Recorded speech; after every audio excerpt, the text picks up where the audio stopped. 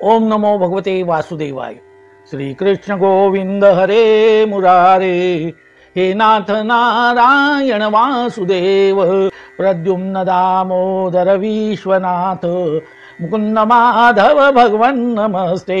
श्री कृष्ण गोविंद हरे मुरारे। हे नाथ नारायण वासुदेव, भगवान श्री गोपाल कृष्ण महाराज की जय।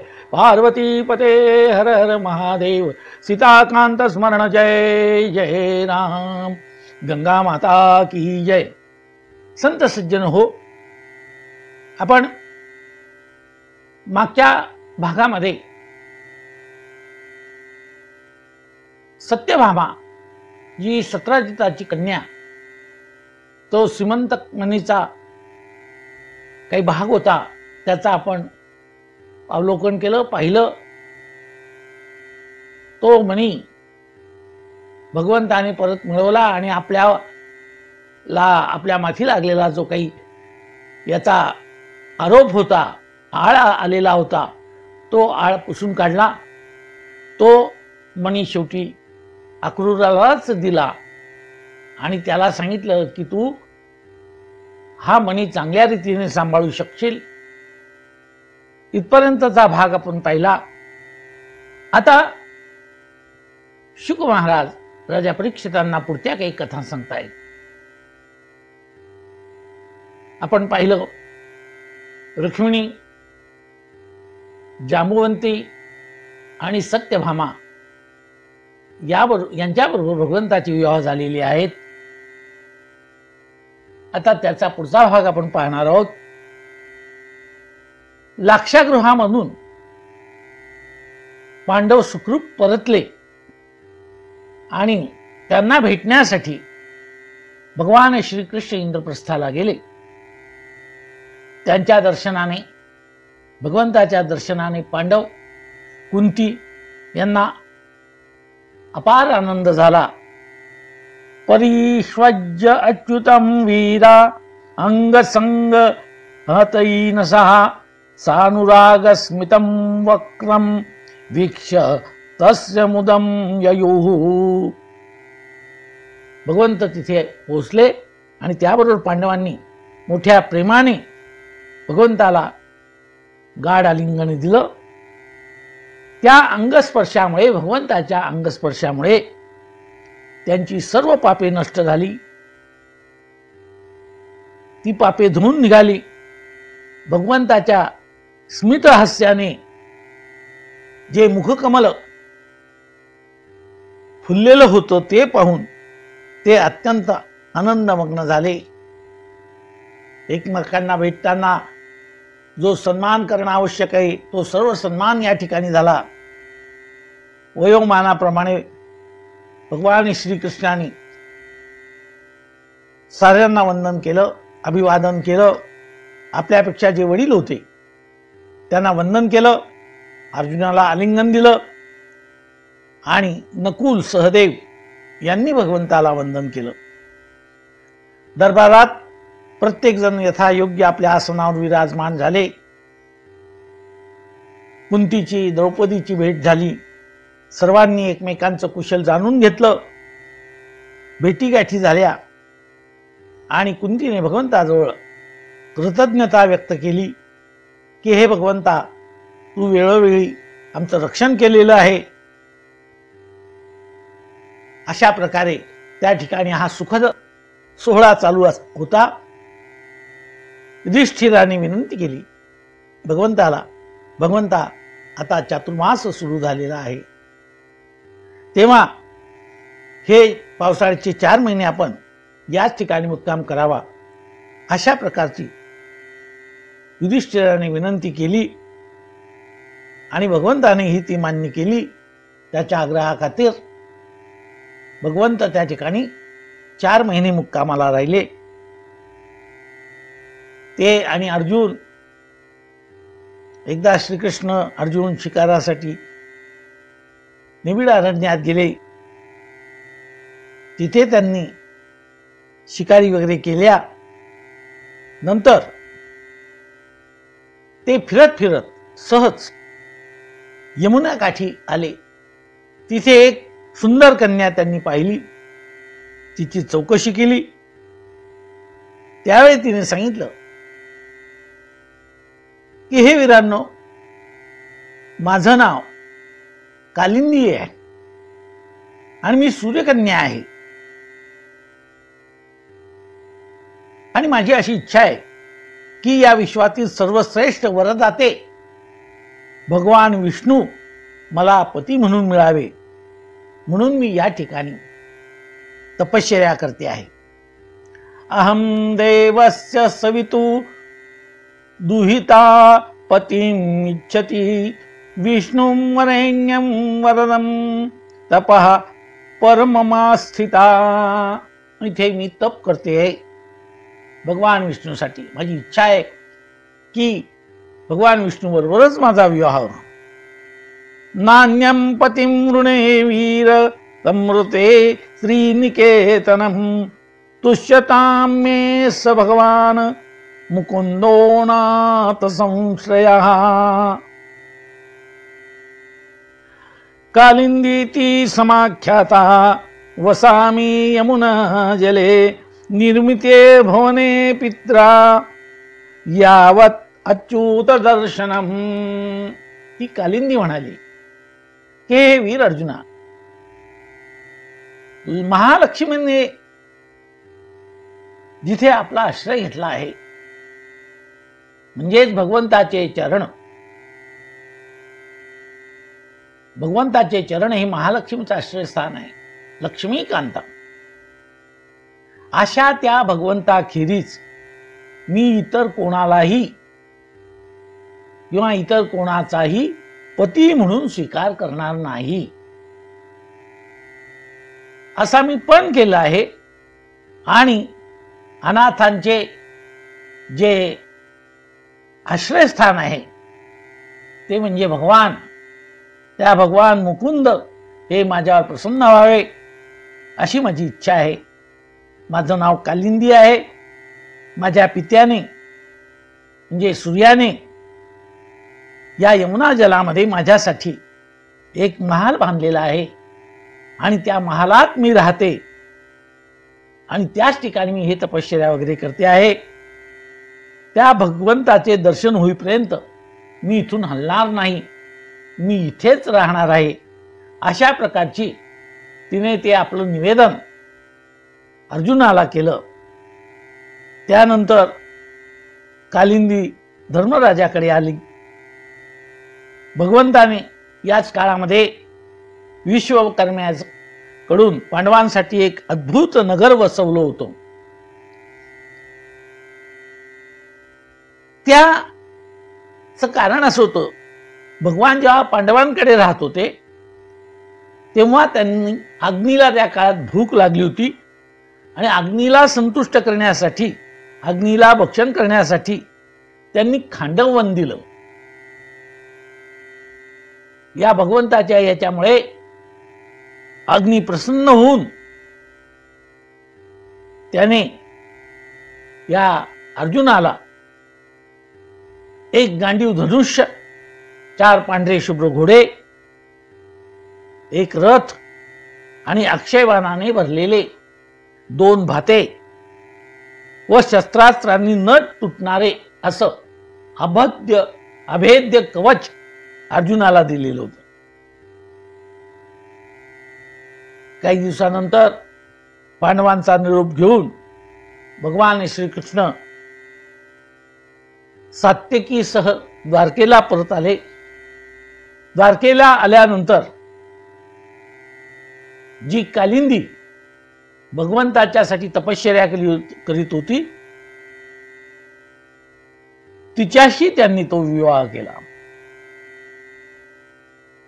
तिचं पाणीग्रहण केलं आणि या विवाहामुळे सगळ्यांना आनंद झाला, परम मंगल झालं। यथोपये मे कालिंदी सुपुण्य वृक्ष ऊर्जते वितन्वन परमानंदम स्वानाम परम मंगलम। अशा प्रकारे भगवान श्रीकृष्ण आणि कालिंदी यांचाही विवाह झालेला आहे. आपण या प्रकरणामध्ये भगवंताचे जे इतर विवाह आहेत ते कोणाकोणाशी झाले याविषयी ही माहिती जाणून घेत आहोत. श्रीकृष्णाची राजादिदेवी नावाची एक आत्या होती. तिला एक मुलगी होती. त्या मुलीचं नाव होतं मित्रविंदा. तिला 2 भाऊ होते, एक विंद आणि एक दुसरा अनुविंद या नावाचे तिचे 2 भाऊ होते. त्यांचा श्रीकृष्णाला विरोध होता. परंतु भगवंतांनी राजसभेमधून या मित्रविंदाचे हरण करून तिच्याशी विवाह केला. हाही भगवंताचा एक विवाह आहे. त्यानंतर राजा परीक्षित ऐक, कोसल देशाचा राजा नग्नजित या नावाचा राजा होता. तो अत्यंत धार्मिक असा राजा होता. आसीत राजाति धार्मिक हा नग्नजित नाम कौशल आसीत राजाति धार्मिक तस्य सत्या भवत कन्या देवी नाग्नजिती नृप. तो राजा अत्यंत धार्मिक होता. त्याला सत्या नावाची कन्या होती. तिचं दुसरं नाव नग्नजिती असं सुद्धा होतं. तिच्यावरून ते नाव पडले होतं. आणि या राजाने आपल्या कन्येच्या विवाहासाठी एक पण लावला होता. तो पण असा होता की या राजाकडे अत्यंत माजलेले असे 7 बैल होते. ते मोठमोठ्या अजिंक्य वीरांनाही आटोपत नसत. शक्तिमान असे ते मोठमोठे ते वळू असे होते. त्या बैलांचे शिंग अत्यंत तीक्ष्ण होते. आणि अशा माजलेल्या बैलांना व्यसन किंवा अशा माजलेल्या बैलांची व्यसन पकडून जो विजय मिळवेल त्याच्याशी सत्याचा विवाह होणार होता. असा या राजाने तो पण लावला होता. आता जी कन्या सत्या होती तिला काय वाटत होतं, आपला विवाह श्रीकृष्णाबरोबरच व्हावा असं तिला मनापासून वाटत होतं. तो मज व्हावा वेळोवेळी व्हावा पांडुरंग. तिचं संपूर्ण लक्ष या भगवंताकडेच होतं.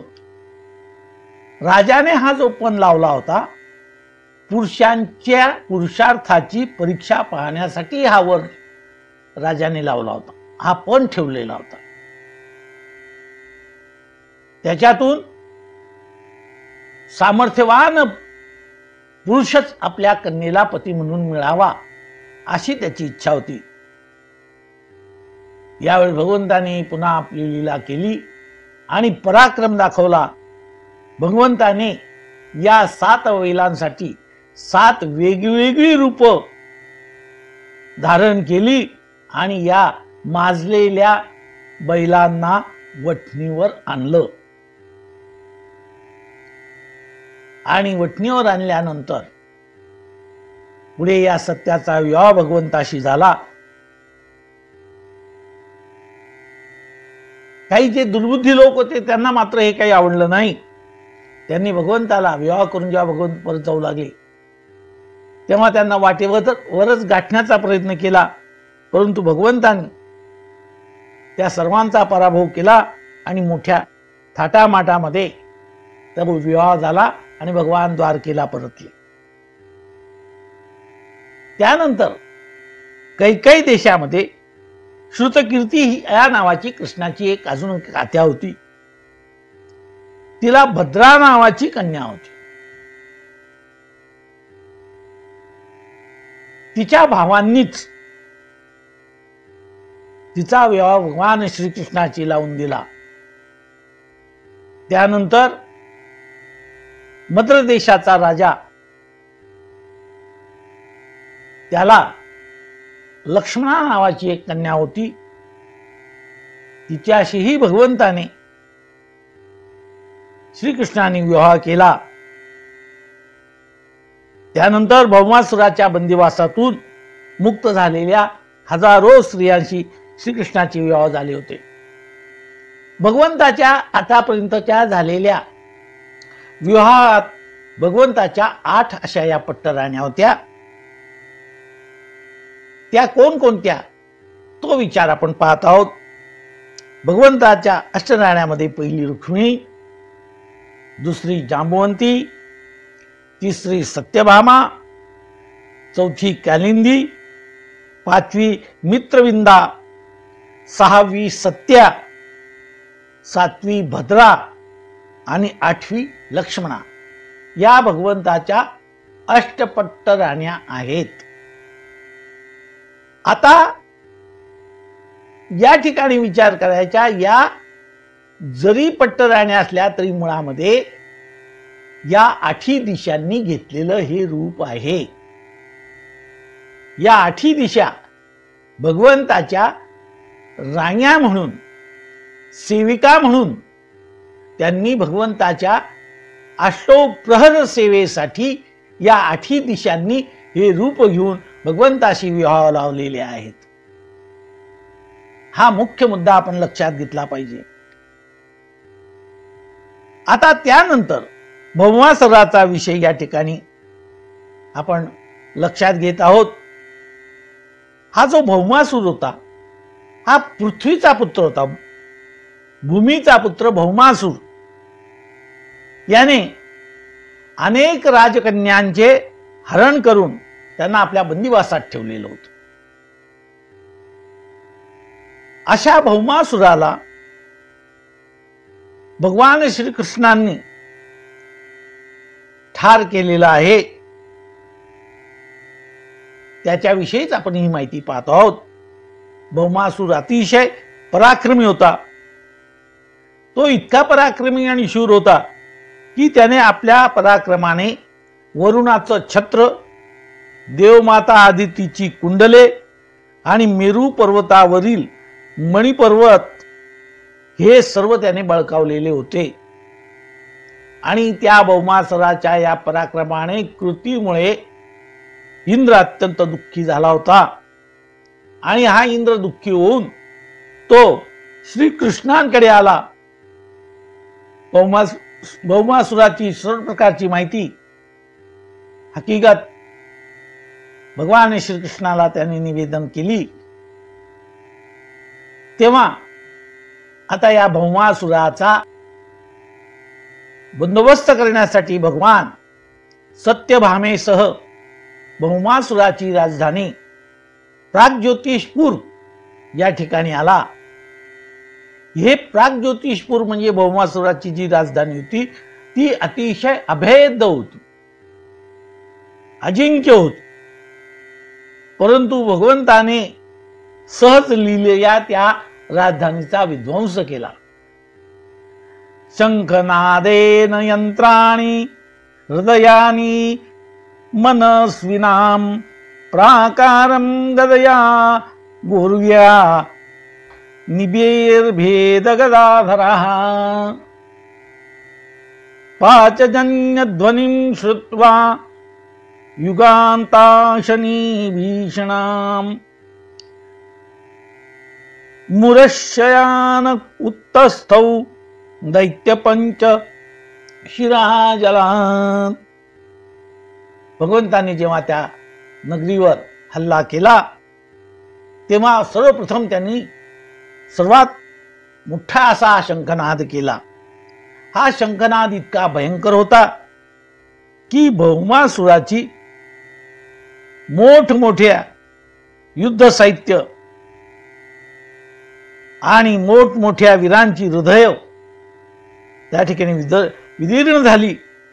नगराभोवतीच्या मजबूत असे जे काही कोट बांधलेले होते ते सुद्धा भगवंताने आपल्या गदेने लीलया नष्ट करून टाकले. हा सर्व भयंकर कोलाहल व शंखनाद ऐकून त्या ठिकाणी जलामध्ये एक मूर नावाचा राक्षस हा निद्रित अवस्थेत होता. शंखनाद ऐकल्यानंतर तो जलातून बाहेर आला. दैत्य पंचशिरा जलात मूर शयान उत्तेष्टौ. तो जो झोपलेला होता तो जागा झाला आणि त्याच्यात आणि भगवंतामध्ये घनघोर असं युद्ध झालं. भगवंताने त्याला त्या युद्धामध्ये त्याच्या 5ही शिरांचा शिरच्छेद केला. त्याची 5ही मस्तक तोडून टाकली. तो दुष्ट ठार झाला आणि त्यानंतर त्याचे जे 7 पुत्र होते तेही युद्धाला आले. भगवंताने त्यांनाही ठार केलं आणि शेवटी भौमासूर हा भगवंताशी युद्ध करायला आला. या भौमासुराचा सुद्धा वध भगवंताने केलेला आहे. आपल्या सुदर्शन चक्राने भौमासुराला ठार केला. आता भौमासूर हा पृथ्वीचा पुत्र आहे आणि तो ठार झाला तेव्हा त्याची माता पृथ्वी ही भगवंताकडे आली. तिने भगवंताला वैजयंती माळ, वरुणाचं छत्र, मौल्यवान रत्न आणि आदितीची जी कुंडले होती ती परत आणून दिली, अर्पण केली आणि हात जोडून प्रार्थना केली. पृथ्वीने किंवा भूमीने प्रार्थना केली आणि भगवंता आता आपला क्रोध आवरा. भौमासूर मारला गेला. आता हा जो भौमासुराचा पुत्र आहे त्याचं नाव होतं भगदत्त. या भगदत्ताला या भूमीने, तो तिचा नातू होता, भगवंताच्या चरणकमलावर त्याला अर्पण केलं, हात जोडले आणि भगवंताला सांगितलं, भगवंता याचं रक्षण करा, याला अभय द्या, अशी पृथ्वीने विनंती केली आणि भगवंताने सुद्धा ते मान्य केलं. त्या भगदत्ताला त्यांनी अभय दिलं. त्यानंतर त्या भौमासुराच्या ज्या बंदिवासामध्ये 16,000 कन्या होत्या त्या कन्यांनी भगवंताला पाहिलं आणि पाहिल्याबरोबर प्रत्येकीने भगवंतच आपला पती व्हावा अशी अभिलाषा व्यक्त केली. भगवंताशिवाय आपला कोण आता स्वीकार करणार आणि भगवंताला नाकारणारा या विश्वात कोणी आहे का? कोणीच नाही. आणि म्हणून त्यांनी आपलं हृदय भगवंताला समर्पित केलं. त्या सर्व स्त्रियांनी भगवंताला हात जोडून विनंती केली, भगवंता आमचा स्वीकार करा, आता तुमच्याशिवाय आम्हाला दुसरी गतीच नाही. भगवंतांनी त्यांची विनंती मान्य केली. त्या सर्व स्त्रियांना भगवंतांनी हत्तीच्या अंबाऱ्यातून द्वारकेला रवाना केलं. या प्राग ज्योतिषपुरावरून म्हणजे भौमासुराच्या नगरीपासून किंवा तिथून त्या नगरीतून भगवंतांनी येताना सत्यभामेच्या सांगण्यावरून पारिजात वृक्ष आणलाय, उपटून आणला स्वर्गातून. तो गरुडावर ठेवला, परंतु इंद्राने त्याला विरोध केला. पारिजात वृक्ष हा स्वर्गातला, इंद्राने या गोष्टीला विरोध केला. भगवंताने इंद्राचा विरोध मोडून टाकला आणि पारिजात हा द्वारकेला आणला. द्वारकेला आल्यानंतर भगवंताने एकाच मुहूर्तावर अनेक रूपे धारण केली आणि या ज्या 16 सहस्र कन्या आणलेल्या होत्या यांच्याबरोबर विवाह केला. एकच भगवान अनेक रूपे धारण करून त्याने विवाह केला. अतो मुहूर्त एकस्मिन् नानागारेषु ताश्रियः यथोपमेये मे भगवान तव रूपधरो व्ययः. तितके भगवंताने रूप धारण केले आणि तिथे आपली लीला, आपला पराक्रम या गोष्टींचा सर्वांना परिचय करून दिला. असे दिवस जात होते आणि एकदा भगवान रुक्मिणी देवीच्या महालामध्ये पलंगावर विराजमान झाले होते. त्यावेळी रुक्मिणी भगवंताची सेवा करीत होत्या. आपल्या हाताने त्या भगवंताला वारा घालत होत्या. तेव्हा भगवंतांनी रुक्मिणीला तिची परीक्षा पाहावी अशी त्यांची इच्छा झाली आणि त्यांनी सहज विचारलं की रुक्मिणी, एक तुला विचारू का? अनेक वीर पुरुषांना सोडून, त्यावेळेस अनेक वीर पुरुष आलेले होते विवाहात रुक्मिणीच्या, आपल्याशीच तू विवाह का केला? अशा प्रकारची विचारणा भगवंताने रुक्मिणीला केली आहे.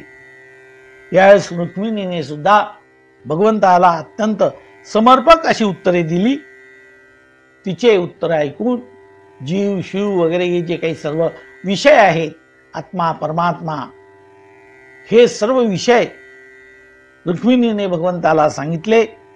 तिच्या उत्तरावर भगवान प्रसन्न झाले आणि तिला सांगितलं, रुक्मिणी, तू वाईट वाटून घेऊ नकोस. तर तुझी परीक्षा पाहण्यासाठीच मी असा हा खुलासा केला. हे सुंदरी, हे प्रिये, खरं सांगू का, तू माझी अनन्य भक्त आहे. तू ज्या ज्या कामना इच्छा माझ्याकडून करशील त्या सर्व इच्छा आणि कामना मी पूर्ण करीन असं भगवंताने रुक्मिणी मातेला आश्वासन दिलं आहे. माझ्या संबंधीच्या कोणत्याही इच्छा किंवा कामना, जे भक्त माझ्या संबंधी जी इच्छा करतात, जी कामना करतात, त्या कामना आणि इच्छा या भक्तांना संसार बंधनात टाकणाऱ्या नसतात.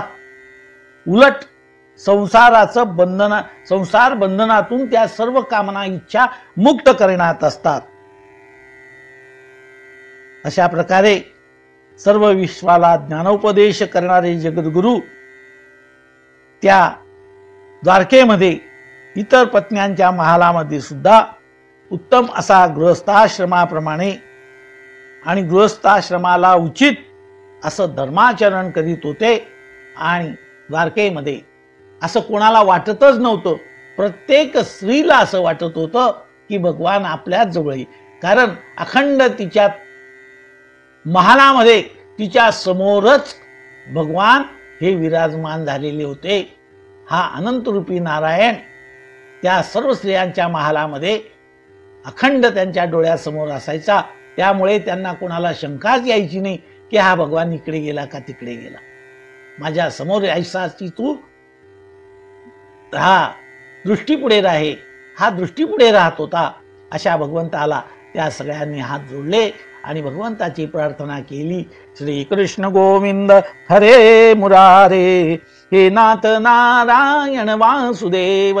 श्री कृष्ण गोविंद हरे मुरारे, हे नाथ नारायण वासुदेव. भगवान श्री गोपाल कृष्ण महाराज की जय. पार्वती पते हर हर महादेव. सीताकांत स्मरण जय जय राम.